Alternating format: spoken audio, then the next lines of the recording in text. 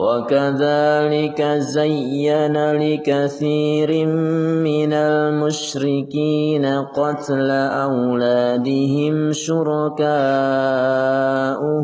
ليردوهم وليلبسوا عليهم دينهم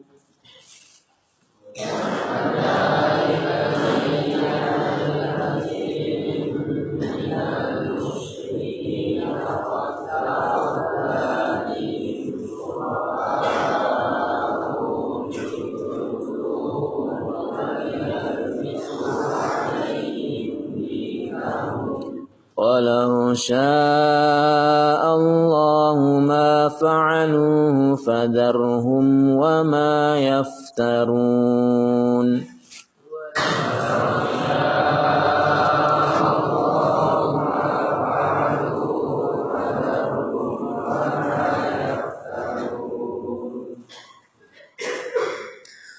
Dan demikianlah pemimpin-pemimpin mereka telah menjadikan kebanyakan dari orang-orang musyrikin itu memandang baik membunuh anak-anak mereka untuk membinasakan mereka dan untuk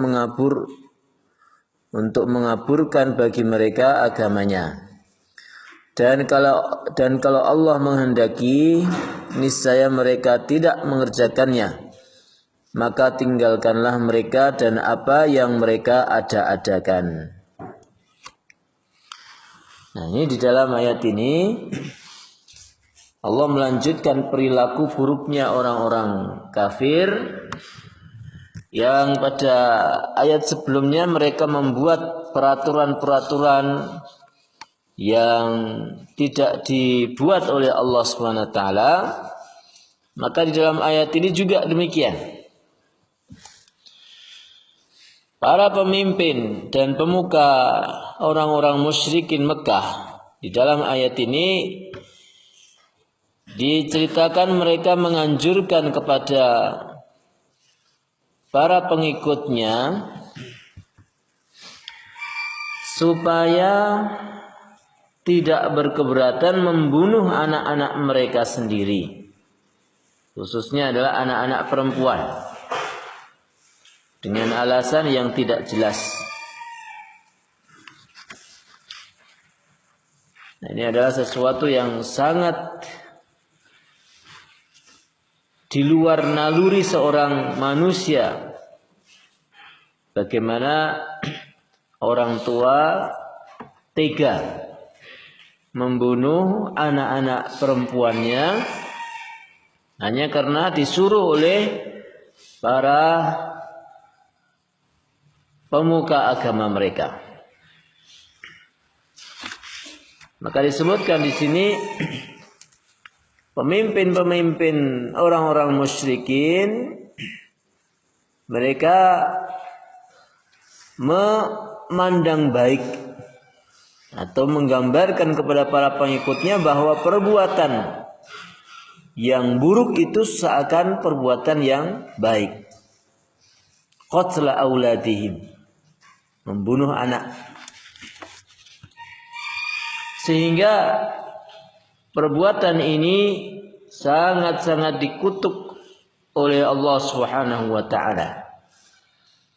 Jadi mereka ini orang-orang musyrikin Mekah ini atas dasar suruhan atau perintah dari para pemimpin mereka membunuh anak-anak perempuan dengan alasan yang tidak jelas.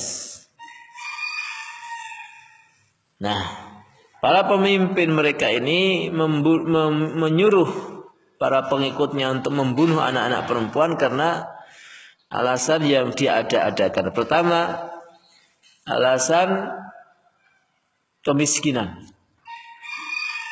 Alasan kemiskinan. Takut ditimpa kemiskinan karena anak perempuan menurut mereka itu tidak akan bisa meneruskan perjuangan, tidak bisa membuat keluarga tersebut kecukupan. Adanya malah merepotkan, adanya malah menambah miskin di dalam keluarga tersebut. Ini adalah sesuatu yang alasan yang tidak jelas. Bagaimana tidak? Karena setiap orang itu lahir di dunia ini sudah memiliki rezekinya masing-masing. Anak itu tidak mungkin merebut rezekinya orang tua. Allah Subhanahu wa taala menciptakan setiap makhluk berikut dengan rezekinya sendiri-sendiri. Sehingga di dalam ayat yang lain Allah menegur perbuatan mereka dengan firman-Nya, "Wala taqtulu auladakum khasyata imlaq. Nahnu narzuquhum wa iyyakum. Inna qatlahum kana khita'an kabira."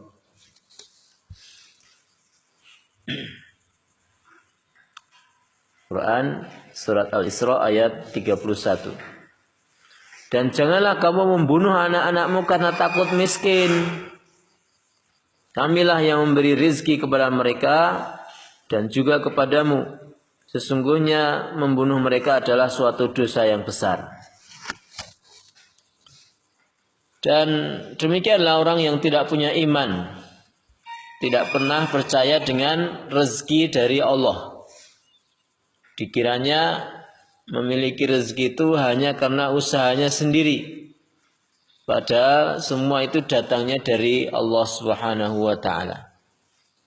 Semisal orang berdagang, dia berdagang barang-barang atau makanan yang bagus. Tapi bagaimana dia bisa kelarisan? Ya karena orang pada datang ke tempatnya. Nah kemudian siapa yang menggerakkan hati para pembeli datang ke tempatnya? Kalau bukan Allah Subhanahu wa taala. Ya kan? Jadi kalau ada orang itu kelarisan tokonya, ada orang yang membeli dagangannya, itu bukan karena sekedar dagangannya itu bagus, tapi karena Allah gerakkan para pembeli datang ke tokonya. Bukan datang ke toko sebelahnya. Bukan datang ke toko yang lainnya, tapi datang ke toko tersebut. Ada kalanya ada sebuah warung yang tempatnya delik, ya, tersembunyi, jauh. Tapi Allah gerakkan orang datang ke tempat itu. Kenapa? Karena yang memberi rezeki adalah Allah Subhanahu wa taala. Tapi orang-orang kafir, orang-orang musyrikin Mekah, mereka tidak meyakini hal ini sehingga mereka sampai buta mata, buta hati, mengubur anak-anak perempuan mereka, khawatir miskin. Kedua, mereka mengubur anak-anak perempuan karena takut mendapat malu di belakang hari. Kenapa? Karena ketika nanti anak-anak ini sudah besar, dikhawatirkan mereka menjadi tawanan perang, menjadi budak, atau dipaksa kawin oleh orang-orang yang tidak sekufu dengan mereka.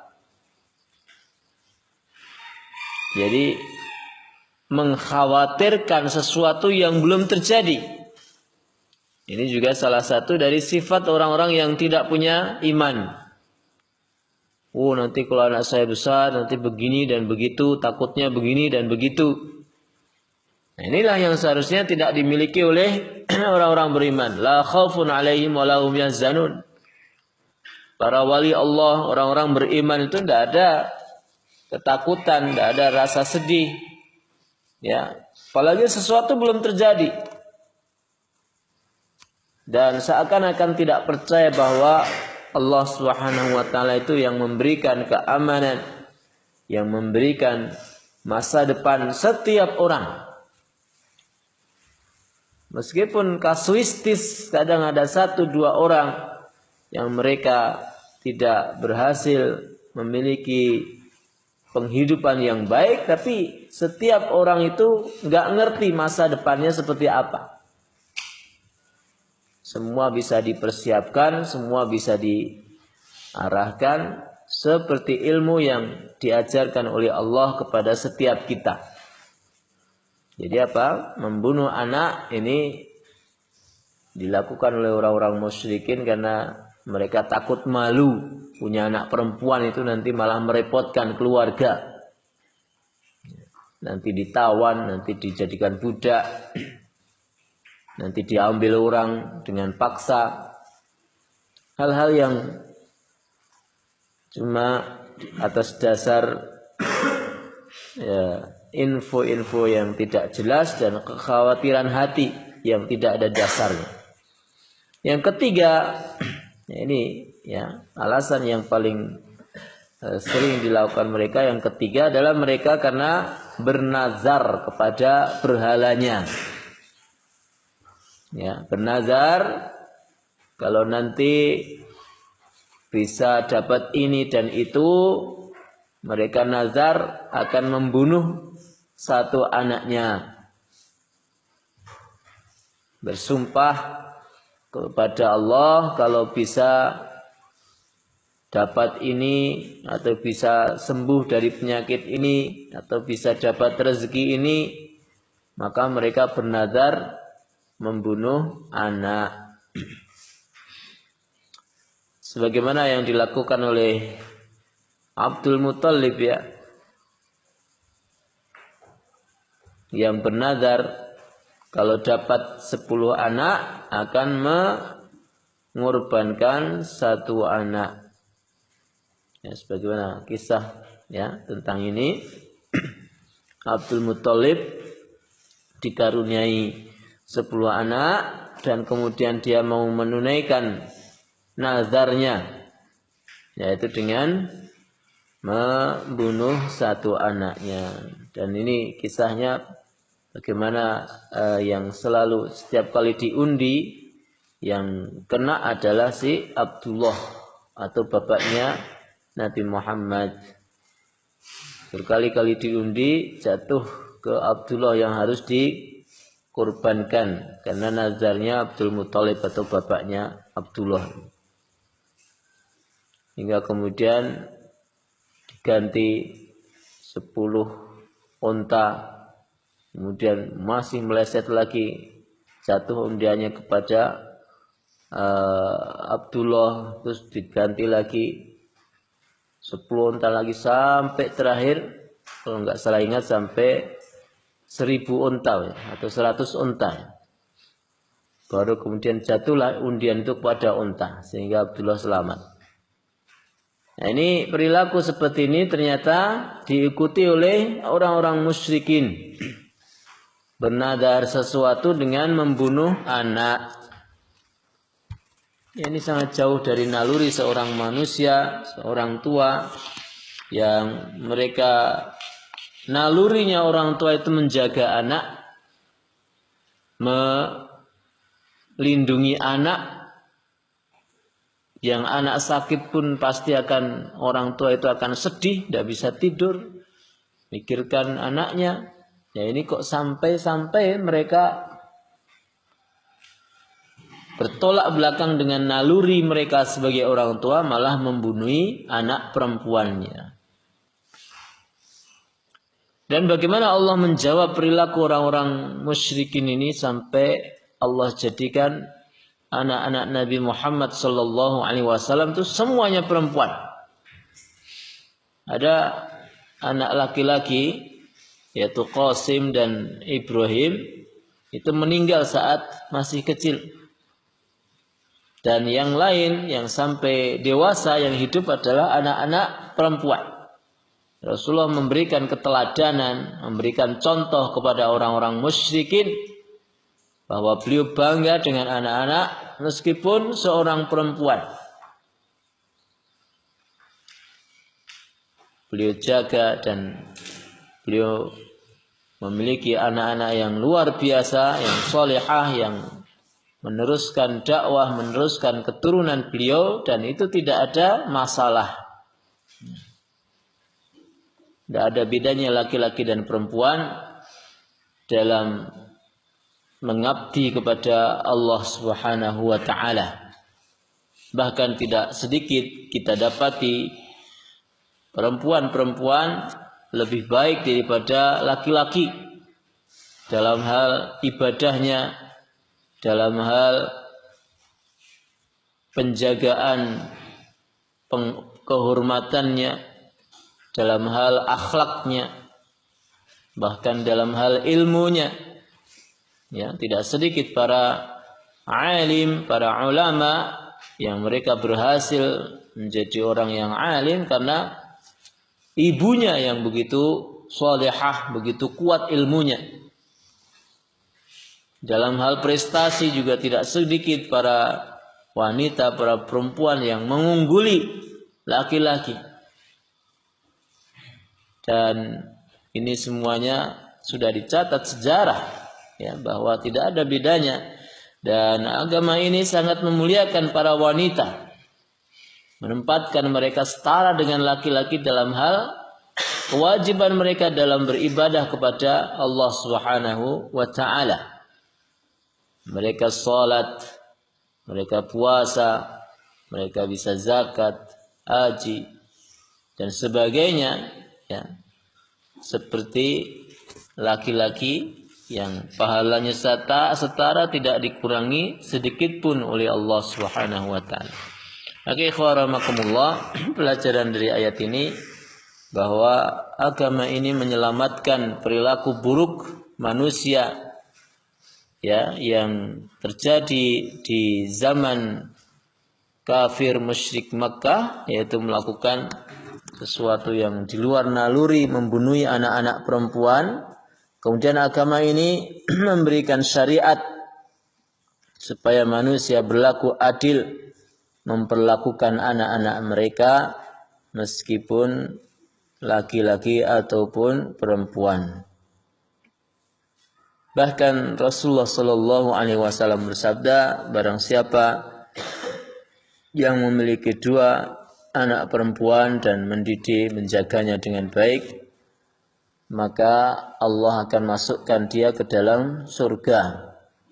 Ini salah satu dari keutamaan, ya, orang tua yang memiliki 2 anak perempuan, ya, lalu sampai dijaga dengan baik, dididik, diajari sholat, diajari syariat-syariat agama ini dan menjadi anak yang taat kepada Allah, maka itu salah satu dari investasi orang tua supaya bisa masuk ke dalam surga, kemuliaan.